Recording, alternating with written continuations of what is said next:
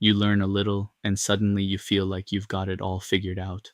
Then, a few months later, you realize you barely understood the basics. That's the Dunning-Kruger effect.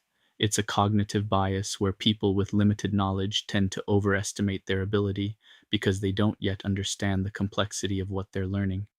The idea comes from a 1999 study by David Dunning and Justin Kruger. Participants completed tests on humor, grammar, and logical reasoning, then estimated how well they had performed.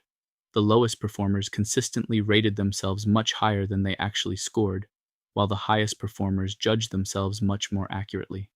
That pattern has since been found in many different fields, from business and medicine to sports and education. The first reason this happens is that confidence grows before skill. When you start learning something, progress feels fast. A few guitar chords, a handful of phrases in a new language, or a basic understanding of investing can make you feel like you've mastered it. The problem is that you've only explored the surface. You haven't reached the situations that reveal how much there is still to learn. Learning to drive is a good example. After a few lessons, driving around quiet streets feels easy. Then you find yourself on a busy highway at night in heavy rain, and suddenly you realize how much you hadn't considered. Your confidence drops even though your ability is improving. The second reason is that you can't recognize mistakes you don't understand.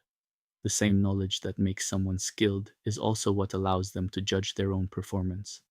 A beginner guitarist doesn't notice timing mistakes because they haven't trained their ear to hear them. A new writer often reads their work without noticing weak arguments or awkward sentences.